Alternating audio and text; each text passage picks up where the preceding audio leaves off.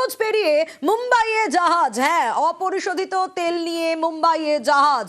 যুদ্ধ পরিস্থিতিতে সৌদি থেকে প্রথম এলো জাহাজে ভারত। আরো ডিটেলে বিষয়ে জানার চেষ্টা করি, প্রীতি রয়েছে আমার সঙ্গে। তবে তার আগে আরো একবার জানাই আপনাদের, হরমুজ পেরিয়ে মুম্বাইয়ে জাহাজ, অপরিশোধিত তেল নিয়ে মুম্বাইয়ে জাহাজ এলো।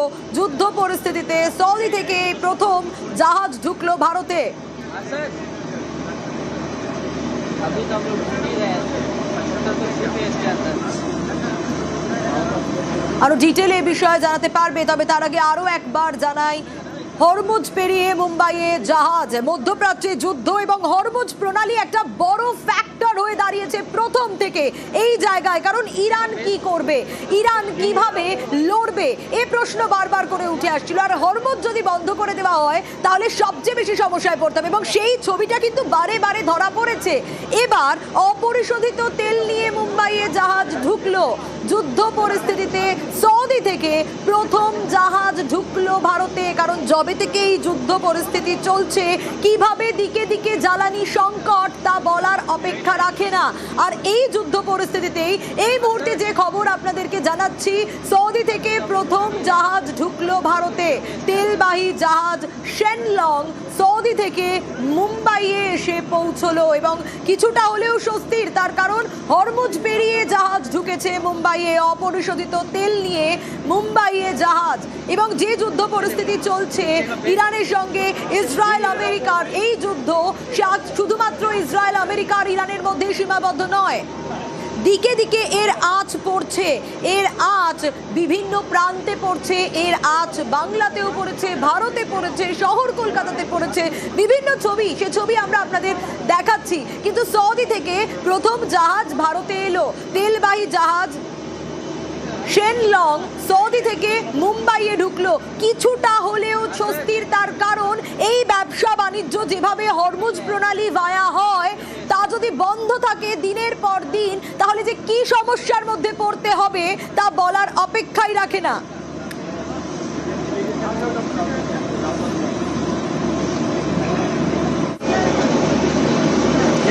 এই হরমুজ প্রণালী, কারণ এই হরমুজেই আমরা দেখেছি যে ট্যাঙ্কারের পর ট্যাঙ্কার, শয়ে শয়ে ট্যাঙ্কার যেগুলো অপেক্ষারত ছিল এবং এখনো অপেক্ষারত রয়েছে।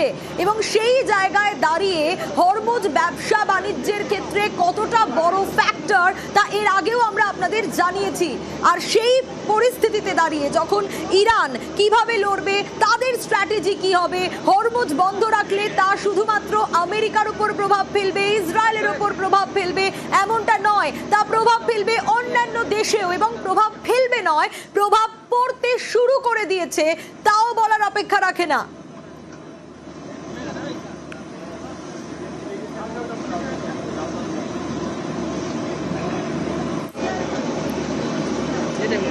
नीचे का पेज অর্থনীতিবিদ অনির্বাণ দত্তের সঙ্গে ইতিমধ্যে আমরা যোগাযোগ করতে পেরেছি। নিউজ 18 বাংলায় আপনাকে স্বাগত জানাবো। স্টুডিও থেকে সোনিয়া কথা বলছি আপনার সঙ্গে। হরমুজ যে একটা বড় ফ্যাক্টর তা আমরা আগে দেখেছি, বিগত দিনগুলোয় আমরা দেখেছি যে বন্ধ থাকায় কিরকম পরিস্থিতির সম্মুখীন হতে হচ্ছে। কারণ শুধু বিষয়টা ইসরায়েল আমেরিকার ইরানের মধ্যেই সীমাবদ্ধ নেই, বাকি দেশগুলোর উপরেও প্রভাব পড়ছে। এবার যে ছবি আমরা দেখাচ্ছি, অপরিশোধিত তেল নিয়ে মুম্বাইয়ে জাহাজ ঢুকলো। যুদ্ধ পরিস্থিতিতে প্রথম সৌদি থেকে ভারতে জাহাজ এলো। কতটা প্রভাব কমতে পারে, কিছুটা হলেও কি স্বস্তি মিলতে পারে, না কিরকম পরিস্থিতি থাকবে? এটা খুব ইতিবাচক খবর, এবং এটা আমি বলবো ওয়েলকাম স্টেপ। যুদ্ধকালীন পরিস্থিতিতে আমরা দেখছিলাম যে হরমুজ প্রণালী ভারতবর্ষের অর্থনীতিতে একটা বড় ধাক্কা দিয়েছিল, এবং আজকে হরমুজ প্রণালীর উপর দিয়ে ভারতবর্ষে জাহাজ চলাচল করবার একটা ছাড়পত্র পাওয়া গেছে। এটা সাময়িক হলেও আমরা এটাকে ধরে নেব যে আগামী দিনে ইরানের সঙ্গে আমাদের ডিপ্লোমেসি চালু থাকবে, এবং তার ফলস্বরূপ যেরকম রাশিয়া বা চীনকে ছাড় দেওয়া হয়েছে, সেরকম আগামী দিনে ভারতকেও ছাড় দেওয়া হবে। দেখুন, যুদ্ধের গতি প্রকৃতি আজকের দিনও পরিষ্কার নয়। আজকে 13তম দিন যুদ্ধের, কিন্তু যুদ্ধ কবে শেষ হবে সেরকম আমরা কেউই কিছু কোনো সম্ভাবনার পথ দেখতে পাচ্ছি না। সেই অবস্থাতে দাঁড়িয়ে ভারতবর্ষের একটা জ্বালানি সংকট হওয়ার একটা আমরা পরিস্থিতি দেখতে পাচ্ছিলাম, যেটা গ্যাসের ক্ষেত্রে অলরেডি হয়েছে। কিন্তু তেল যাতে আমাদের ক্ষেত্রে আমাদের আশঙ্কা না বাড়ায়, তেলের যাতে অবিরাম সাপ্লাই থাকে, এবং ভারতবর্ষের সরকারের একটা যথাযথ প্রচেষ্টা আছে শুধুমাত্র হরমুজ প্রণালী দিয়ে যে জাহাজগুলো আটকে আছে সেই জাহাজগুলোকে ভারতবর্ষে যত দ্রুত সম্ভব আনা যায় সেটা যেরকম একটা কাজ, তার সঙ্গে সঙ্গে হরমুজ প্রণালীকে বাদ দিয়ে অন্যান্য জায়গা থেকে, পৃথিবীর অন্যান্য জায়গা থেকে যাতে আমরা দ্রুত সস্তাতে তেল কিনতে পারি সেটার জন্য সরকার প্রচেষ্টা জারি রেখেছে। ভারতবর্ষের মানুষকেও এই জাতীয় স্বার্থের কথা ভেবে, জাতীয় ঐক্যের কথা ভেবে একটু সহনশীল হতে হবে এবং যত দ্রুত সম্ভব এই জ্বালানির সংকট থেকে আমরা বেরিয়ে আসতে পারি, কারণ না হলে কিন্তু আমাদের অর্থনীতির যে আমাদের যে ভিত্তি সেই ভিত্তিটা হয়তো কিছুটা হলেও নড়বড়ে হয়ে যাচ্ছিল। আপনারা জানেন যে গ্যাসের একটা সংকটের জন্য অলরেডি কিছু রেস্তোরাঁ, কিছু স্পাইস হোটেল সেগুলো বন্ধ হওয়ার মুখে, এবং সেগুলো বন্ধ হলে যারা ডেলি ওয়েজের মাধ্যমে কাজ করেন তাদের বেকারত্ব বাড়বার একটা সম্ভাবনা। যারা গিগ ওয়ার্কার্স আছেন, যারা রেস্টুরেন্ট থেকে খাবার লোকের বাড়ি বাড়িতে পৌঁছে দেন, সেখানে যদি রেস্টুরেন্টের বন্ধ হয়ে যায় বা রেস্টুরেন্টের যদি কার্যপ্রণালী ছোট হয়ে যায়, তাহলে তারা যারা ডেইলি ওয়েজের ভিত্তিতে একেবারে কাজ সব করেন। থেকে বেশি সমস্যা তো সাধারণ মানুষকেই পড়তে হচ্ছে অনির্বাণ দা, এবং বিশ্বের বাজারে তেল রপ্তানির এই জলপথ হরমুজ প্রণালীর গুরুত্ব যে কতটা তা বলার অপেক্ষা রাখে না।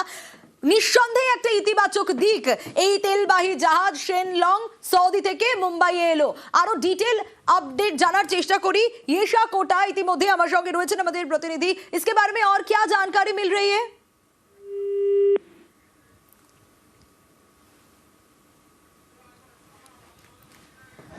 হরমুজ প্রণালী পেরিয়ে মুম্বাইয়ে জাহাজ, অপরিশোধিত তেল নিয়ে মুম্বাইয়ে জাহাজ এসেছে। কতটা তেল রয়েছে আপনাদের জানিয়ে রাখি, যে আপডেট আমরা পাচ্ছি 1,34,365 মেট্রিক টন তেল এসেছে।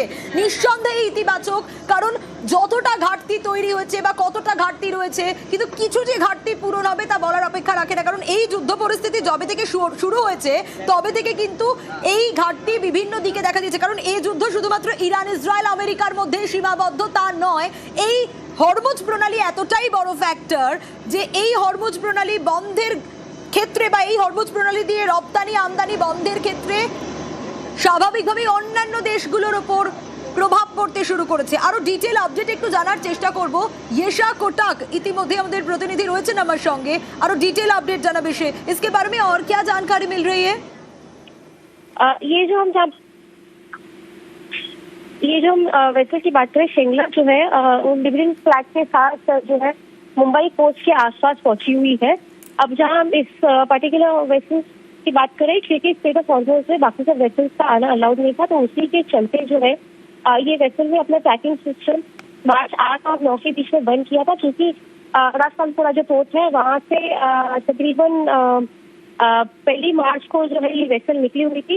जब ये वेसल 1 मार्च को वहां से निकली तो उसका ट्रैकिंग सिस्टम शुरू था, लेकिन क्योंकि स्टेट ऑफ हॉर्मुज से बाकी वेसल्स का जाना अलाउड नहीं है, इसी के चलते जो है ये वेसल जब वहां से पास है तो उससे ट्रैकिंग सिस्टम बंद किया, जिसके चलते वो आज जो है मार्च 11 तारीख को जो मुंबई कोस्ट के पास पहुंची। अब तक उसको जो है कोस्ट से डॉक नहीं किया गया है, लेकिन उसी के पहले जो है क्योंकि ये जो वेसल है तकरीबन 135 मेट्रिक टन जो है क्रूड ऑयल लेके आई है, तो जिसके चलते अब जहाँ हम देख रहे हैं ग्लोबल सिनेरियो में क्रूड ऑयल की जो खपत हो रही है उससे वो एक जो है राहत मिल पाएगी, क्योंकि एक और वेसल है जो तकरीबन जो अगले कुछ दिनों में, मतलब तकरीबन शनिवार तक फिर से मुंबई पोर्ट पहुंच जाएगी।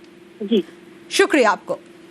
যুদ্ধ পরিস্থিতিতে সৌদি থেকে প্রথম জাহাজ ভারতে ঢুকলো এবং তেলবাহী জাহাজ शेन लॉन्ग সৌদি থেকে মুম্বাইয়ে এলো। 1,35,335 মেট্রিক টন তেল নিয়ে ফিরেছে এবং এই হরমুজ প্রণালী আমরা দেখেছি যে এই হরমুজ প্রণালী কিভাবে ব্যবসা বাণিজ্যের ক্ষেত্রে গুরুত্বপূর্ণ। হ্যালো, ইতিমধ্যে আমরা যোগাযোগ করতে পেরেছি আন্তর্জাতিক সম্পর্ক বিশেষজ্ঞ দেবাশিস নন্দী, তিনি রয়েছেন আমার সঙ্গে। নিউজ 18 বাংলায় আপনাকে স্বাগত জানাবো। স্টুডিও থেকে সোনিয়া কথা বলছিলাম। পশ্চিম এশিয়ার একাধিক দেশেও আমরা দেখেছি ক্ষেপণাস্ত্র চালানো হয়েছে। ইরানের সবচেয়ে বড় হাতিয়ার এই হরমুজ প্রণালী, কিন্তু সেই জায়গায় এই পরিস্থিতিতে যখন দিকে দিকে এরকম ঘাটতি দেখা দিচ্ছে, তখন সৌদি থেকে প্রথম জাহাজ ভারতে ঢুকলো হরমুজ হয়ে, তেলবাহী জাহাজ शेन लॉन्ग। কতটা ইতিবাচক বলে মনে হচ্ছে ইরানের সঙ্গে ভারতের সম্পর্কের দিক থেকেও? অনেকটা ইতিবাচক। দেখুন, বেশ কয়েকদিন ধরে হরমুজ প্রণালী বন্ধ ছিল, পুরো নিয়ন্ত্রণ ইরানের কাছে ছিল এবং ইরান বেশ কয়েকটি তেল ট্যাঙ্কার জাহাজকে ধ্বংস করেছে শত্রুপক্ষের। এবং এই অবস্থাটা বার্তা পরিষ্কার যে রেসিপ্রোকাল, দেখুন একটা মানে রেসপেক্ট বা পরস্পরেরকে সম্মান জানানো। কারণ কিছুদিন আগে ইরানের এক যুদ্ধজাহাজকে কোচি বন্দরে আশ্রয় দিয়েছে ভারত, এবং ভারতের সাথে যে ঐতিহাসিক বন্ধুত্ব রয়েছে ইরানের, বিভিন্ন সময়ে আমেরিকা নিষেধাজ্ঞা সত্ত্বেও ভারত সেটা কন্টিনিউ করেছে। সাওয়ার পোর্টও ইন্ডিয়া তৈরি করেছে ইরানে। তো সেই সংকটের মধ্যে একটা বার্তা, অর্থাৎ ইরান কিন্তু ভারতকে বন্ধু হিসাবেই কনসিডার করছে এখনো। এটা কিন্তু একটা বড় কূটনৈতিক জয়। একদিকে আমেরিকাকে ম্যানেজ করছে ইন্ডিয়া, মানে ওদিকে ইসরায়েলকে ম্যানেজ করছে আরব দুনিয়ার অন্যান্য রাষ্ট্রগুলো, যেটা মানে আমেরিকার মানে অ্যালায়েন্সে রয়েছে, তাদের সাথে সম্পর্ক রয়েছে, আবার ইরানের সাথে সম্পর্ক রয়েছে। এই অবস্থায় দেখা যাচ্ছে যদি ইরান থেকে ভারতের আরো অন্যান্য তেলবাহী জাহাজ বা গ্যাস যেগুলো এলপিজি ক্যারি করে সেগুলোকে যদি ভারতবর্ষে আনানোর অনুমতি দেয়, তাহলে আমাদের এই যে সংকট ঘনীভূত হচ্ছে জ্বালানি সংকট, সেটা যেন একদিকে দূরীভূত হবে, আরেকদিকে যেটা হবে যে একটা বার্তা দেওয়া ভারতের কোনো থ্রেট নেই ইরানের কাছ থেকে। একেবারে অনেক ধন্যবাদ জানাবো আপনাকে।